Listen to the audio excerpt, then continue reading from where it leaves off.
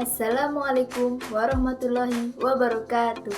Halo semuanya, perkenalkan nama saya Kuku Putri Az-Zahra dengan NIM 232180168 kelas 2D, program studi Pendidikan Guru Sekolah Dasar, Fakultas Keguruan dan Ilmu Pendidikan Universitas Muhammadiyah Purworejo. Oke, di video kali ini saya akan menjelaskan materi tentang teori motivasi pembelajaran atau motivasi belajar. Motivasi juga merupakan konsep penting dalam psikologi pendidikan. Apa sih pengertian dari motivasi belajar itu? Teman-teman, apakah ada yang tahu? Jadi, pengertian dari motivasi belajar menurut dua ahli, yaitu Tajab tahun 1994 dan Fredrik J. MC. Donald tahun 2004. Yang pertama, Tajab tahun 1944 mengemukakan bahwa motivasi belajar adalah keseluruhan daya penggerak psikis di dalam diri siswa yang menimbulkan kegiatan belajar, menjamin kelangsungan kegiatan belajar, dan memberikan arah pada kegiatan belajar itu demi mencapai suatu tujuan. Yang kedua yaitu dari Fredrik J. MC. Donald mengemukakan bahwa motivasi belajar adalah suatu perubahan tenaga di dalam diri seseorang pribadi yang ditandai dengan timbulnya perasaan dan reaksi untuk mencapai tujuan. Dari dua pengertian di atas dapat disimpulkan bahwa motivasi belajar adalah kondisi psikologis yang mendorong siswa untuk belajar secara sungguh-sungguh yang pada gilirannya akan terbentuk cara belajar siswa yang sistematis, penuh konsentrasi, dan dapat menyeleksi kegiatan-kegiatannya. Dalam teori motivasi pembelajaran ada banyak sekali teori-teori dari para ahli. Tetapi di sini saya akan mengambil satu teori, yaitu teori motivasi dari Abraham Maslow atau bisa disebut juga dengan teori kebutuhan. Itu ada 5. Yang pertama adalah kebutuhan fisiologis, yang kedua kebutuhan rasa aman, yang ketiga kebutuhan cinta kasih, yang keempat kebutuhan penghargaan, dan yang kelima adalah aktualisasi diri.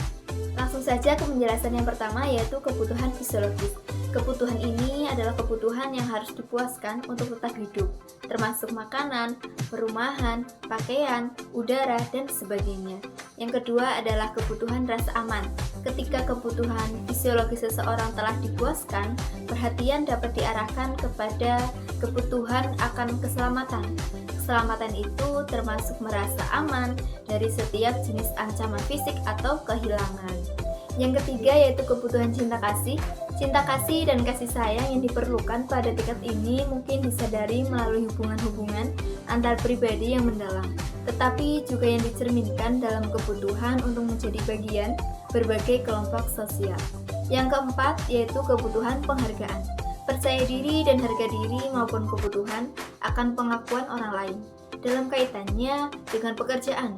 Hal itu berarti memiliki pekerjaan yang dapat diakui sebagai pekerjaan yang bermanfaat, menyediakan sesuatu yang dapat dicapai, serta pengakuan umum dan kehormatan di dunia.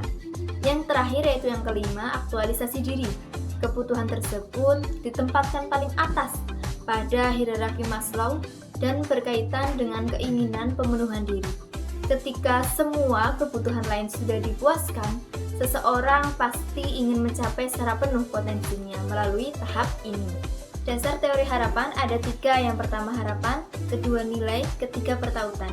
Yang pertama harapan, suatu kesempatan yang diberikan akan terjadi karena perilaku.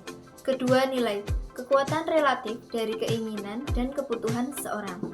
Yang ketiga adalah pertautan, besarnya kemungkinan bila bekerja secara efektif. Apakah akan terpenuhi keinginan dan kebutuhan tertentu yang sedang diharapkannya. Jenis-jenis motivasi itu ada 3. Yang pertama, motivasi dilihat dari dasar pembentukannya, yaitu motif-motif bawaan. Motif-motif yang dibawa sejak lahir, jadi motivasi ini tanpa dipelajari. Motif-motif yang dipelajari adalah motif-motif yang timbul karena dipelajari. Yang kedua adalah motivasi jasmaniah dan rohaniah, yang termasuk motivasi jasmaniah, contohnya seperti refleks, insting otomatis, nafsu. Yang termasuk motif rohaniah yaitu kemauan. Yang ketiga yaitu motivasi positif dan negatif. Motivasi positif adalah melalui pemberian hadiah bagi yang berprestasi. Diharapkan mereka akan dapat lebih berprestasi ke depannya. Yang kedua adalah negatif. dengan memberikan hukuman bagi yang bersalah, tentunya agar mereka tidak mengulangi kesalahannya. Ternyata motivasi belajar juga mempunyai prinsip-prinsip loh. Yang pertama, yaitu motivasi sebagai dasar penggerak yang mendorong aktivitas belajar. Yang kedua, motivasi intrinsik, lebih utama daripada motivasi ekstrinsik dalam belajar. Yang ketiga, motivasi berhubungan erat dengan kebutuhan dalam belajar. Yang keempat, yaitu motivasi dapat memupuk optimisme dalam belajar. Yang kelima, yaitu motivasi berupa pujian, lebih baik daripada hukuman. Yang keenam, yang terakhir adalah motivasi melahirkan prestasi dalam belajar. Selanjutnya, poin yang terakhir yaitu fungsi motivasi dalam belajar. Yang pertama yaitu sebagai pendorong perbuatan. Ini mempengaruhi sikap apa yang seharusnya anak didik ambil dalam rangka belajar. Yang kedua yaitu sebagai penggerak perbuatan. Dorongan psikologis yang melahirkan sikap terhadap anak didik itu merupakan suatu kekuatan yang tak terbendung, yang kemudian terjelma dalam bentuk gerakan psikofisik. Yang ketiga yaitu sebagai pengaruh perbuatan. Tujuan belajar sebagai pengarah yang memberikan motivasi kepada anak didik dalam belajar. Oke teman-teman, itu dia penyampaian materi dari saya tentang teori motivasi pembelajaran. Semoga dapat bermanfaat untuk kita semua. Sekian, terima kasih. Wassalamualaikum warahmatullahi wabarakatuh.